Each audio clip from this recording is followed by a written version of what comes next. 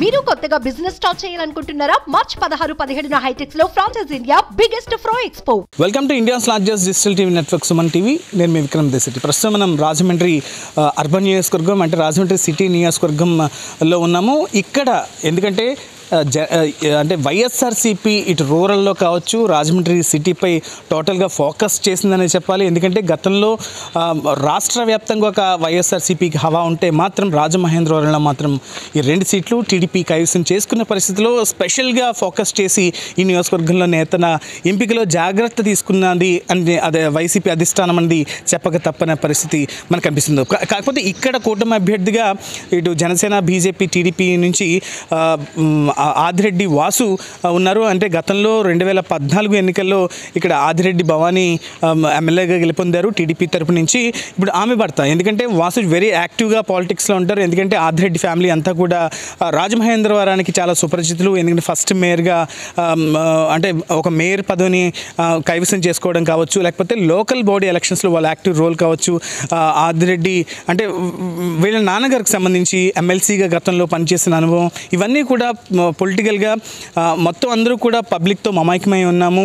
అందులోనే బీసీ సామాజిక వర్గం కాబట్టి ఖచ్చితంగా ఈసారి అన్డౌటెడ్లీ కూటమి అభ్యర్థి విజయం సాధిస్తాడని కొంతమంది చెప్తున్న పరిస్థితుల్లో ఇటు వైఎస్ఆర్సీపీకి సంబంధించి కూడా, ఎందుకంటే రాజమండ్రి సిటీకి సంబంధించి పూర్తి స్థాయిలో ఒక గెలుపు గుర్రాన్ని దించాలి అని చెప్పిన పరిస్థితుల్లో ఎంపీగా గెలుపొందిన లాస్ట్ టైం ఎలక్షన్స్లో సార్వత్రిక ఎన్నికల్లో మార్గాని భరత్రామ్ రాజమండ్రి ఎంపీగా గెలుపొందారు.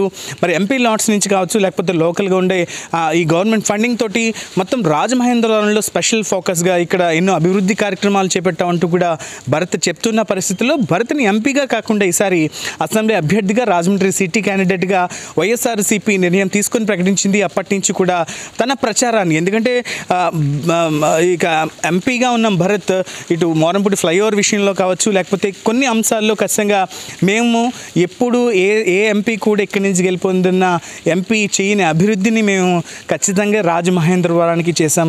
ఏదైనా ఊరి నుంచి ఇక్కడికి వచ్చిన తర్వాత అంటే ఎప్పుడైనా ఎవరైనా వచ్చితే టూరిస్టులు ఇక్కడ ఏ ప్లేసెస్ ఉన్నాయని తిరగడానికి కూడా ఇబ్బంది, అంటే ఇంతేనా అని అనుకునే స్థాయి నుంచి చాలా బాగుంది అనే స్థాయి వరకు నేను తీసుకొచ్చానంటూ కూడా మార్గాని భరత్రామ్ అయితే చెప్తున్న పరిస్థితి. అదే మంత్రంగా ఖచ్చితంగా అదే నన్ను గెలిపిస్తోంది. ఎందుకంటే ఇక్కడున్న పబ్లిక్ తోటి మేమంతా మమేకమై అభివృద్ధి ఏంటో చేసి చూపించాము కాబట్టి ఖచ్చితంగా ఈసారి మాత్రం ఇక్కడ వైఎస్ఆర్సీపీ 2 నియోజకవర్గాల్లో రాజమండ్రి అర్బన్ సిటీలో పాగా వేస్తుందనే కాన్ఫిడెన్స్ అయితే మార్గాని భరత్రామ్ చూపిస్తూ ముందుకు వెళ్తుంటే ఖచ్చితంగా ప్రతి అంటే అన్ని వర్గాల ప్రజలు కూడా ఇబ్బంది పాలవుతున్నారు.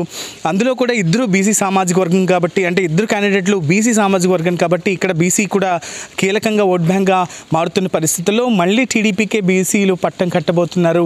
నగర ప్రజలకి ఆదిరెడ్డి ఫ్యామిలీ అంటే ఏంటో తెలుసు. ఖచ్చితంగా ఈసారి ఇక్కడ మేము గెలుపొంది విజయబాహుట ఎగరవేస్తూ ఉంటూ కూడా ఇరు నాయకులు కూడా కాన్ఫరెన్స్ చేస్తున్న పరిస్థితుల్లో మరి రానున్న రోజుల్లో, ఎందుకంటే ఒకరిని మించి ఒకళ్ళు మాటల దాడి కావచ్చు, లేకపోతే పొలిటికల్ గేమ్ ప్లాన్ వేస్తున్న పరిస్థితుల్లో మరి రాజమండ్రి సిటీ నియోజకవర్గంలో అసలు ఎటువైపు ఓటర్ మొగ్గు చూపుతాడు అన్నది ఇంకొద్ది రోజుల్లోనే తేలబోయే పరిస్థితి మనకు కనిపిస్తోంది. కెమెరాపర్సన్ గణేష్తో విక్రమ్, సుమన్ టీవీ, రాజమహేంద్రవరం సిటీ నుంచి. సుమన్ టీవీలో మీ పర్సనల్ అండ్ బిజినెస్ ప్రమోషన్స్ కోసం కింది నెంబర్కి కాంటాక్ట్ చేయండి.